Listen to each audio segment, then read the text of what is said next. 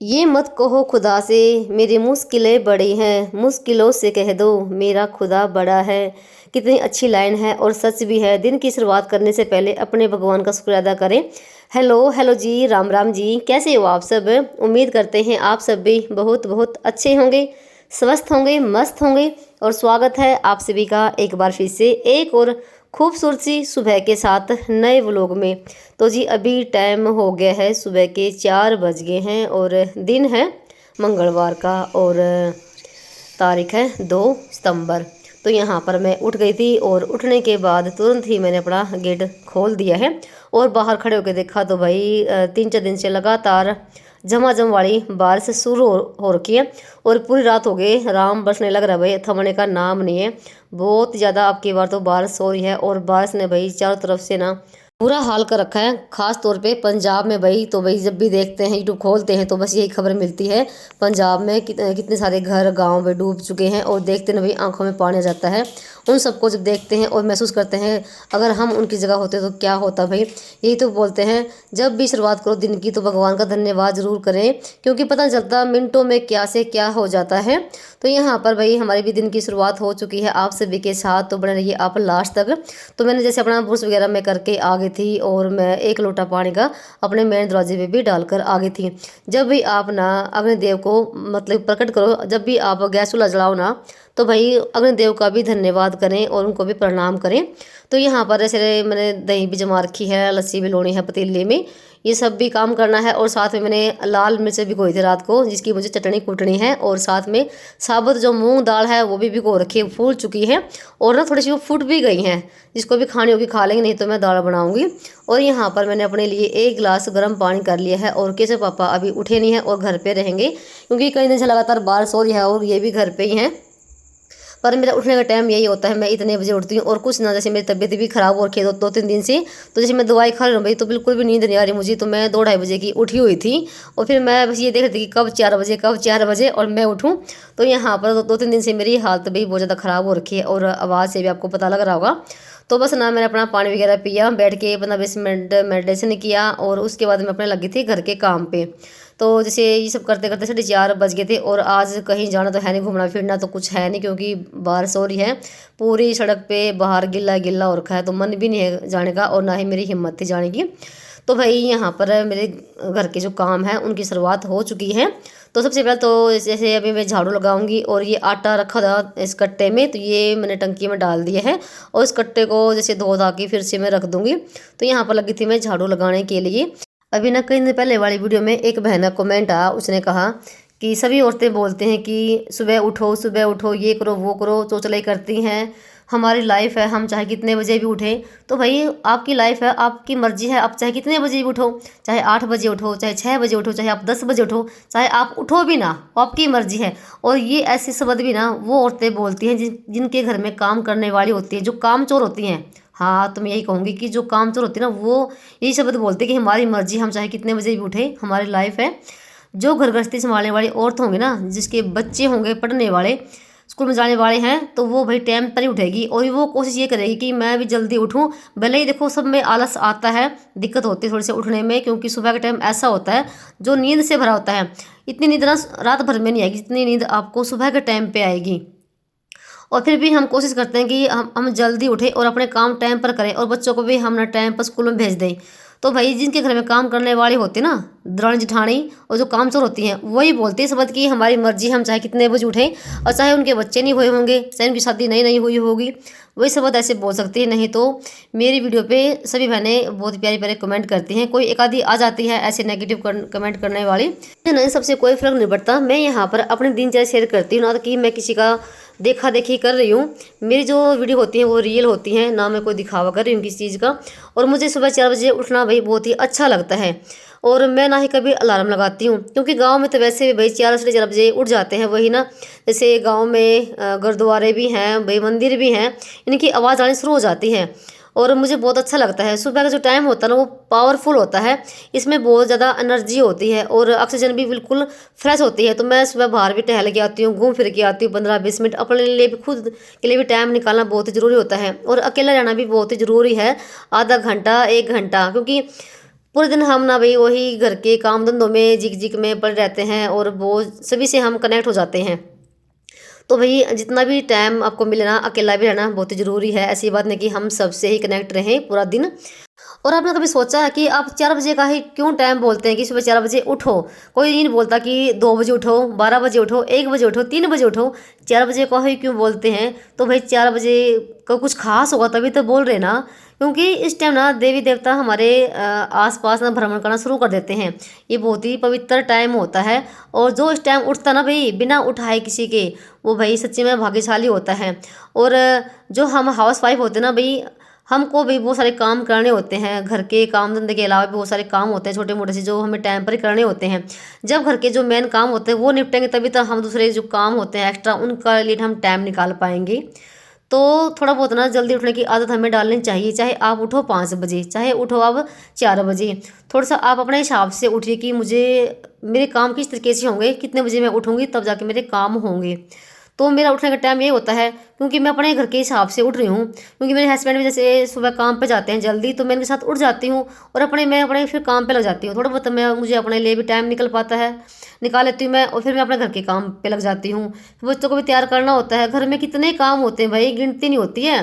ये जो झाड़ू पोछा ना, ये तो मेन काम है। इसके अलावा भी बहुत सारे घर में हमारे काम होते हैं। उठ लाडी, ए लाडू, उठिए बेटा। कैसू उठिए, देखिए 7 बज गए। एक सब उठ ले बेटा, उठिए लाडू, उठिए उठिए उठिए उठिए उठिए, उठ फटाफट, उठ ले, उठ ले भी।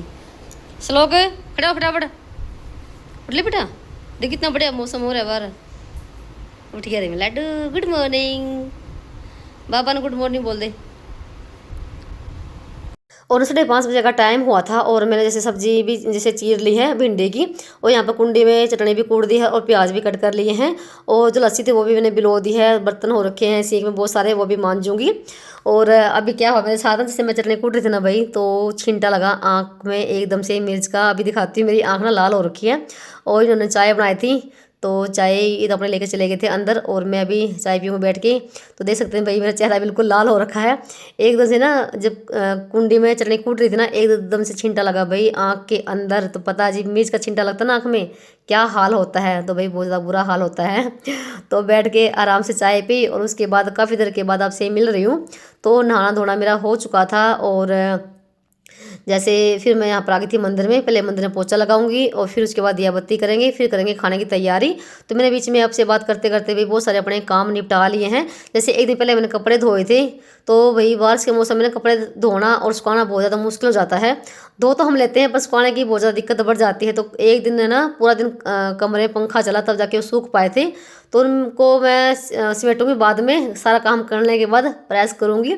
तो यहाँ पर छत पे आ गई थी मैं मंदिर में पोछा लगा के फूल तोड़ने के लिए।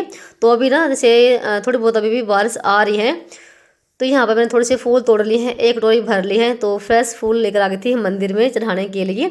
तो यहाँ पर दिया बत्ती मैंने कर दी है मंदिर में, और अभी तुलसी में दिया लगा के आऊँगी, और उसके बाद करते हैं खाने की तैयारी। तो अभी जैसे हो गया था टाइम 6:30 बजे का शायद टाइम हो गया था, और मैंने अपने देखो कितने सारे काम कर लिए हैं। दिया बत्ती करने के बाद तुरंत मैं लग जाती हूँ नाश्ते की तैयारी करने के लिए, क्योंकि भाई बच्चों को भी टाइम पर तैयार करना होता है। बाकी जितने मेरे काम होते हैं उनको उनके उठने से पहले हो जाते हैं, बाकी मैं काम करती हूँ उनके जाने के बाद। तो यहाँ पर मैंने चढ़ा दी है कढ़ाई, और जीरा डाल के और प्याज में थोड़ी बहुत फ्राई करी। उसके बाद मैंने भिंडी फ्राई करने के लिए छोड़ दिया है। जब तक भिंडी फ्राई होगी तब तक मैं लगा लेती हूँ आटा, और अभी तक मसाला नहीं डाला मैंने भिंडी में। तो थोड़ा सा फ्राई हो जाएगा ना तब डालूँगी मसाला, तब तक थोड़े अच्छे से वो भून जाएगी। और यहाँ पर मेरा आटा लग चुका है, और देख सकते हैं परात में थोड़ा सा भी आटा लगता भाई, मैं कुछ ना इस तरीके से आटा गूंथती हूँ। तो मुझे बिल्कुल साफ़ सुथरी ही परात अच्छी लगती है। तो यहाँ पर हमारी लगभग सब्जी बन चुकी है भिंडी की सूखी सी। तो मैं भिंडी सब्जी ना तो नींबू निचोड़ती हूँ ना लस्सी डालती हूँ, क्योंकि अगर आप सब्जी को ना भिंडी सब्जी को पहले फ्राई करोगे ना तो बिल्कुल भी इसमें लाले नहीं छूटेंगी।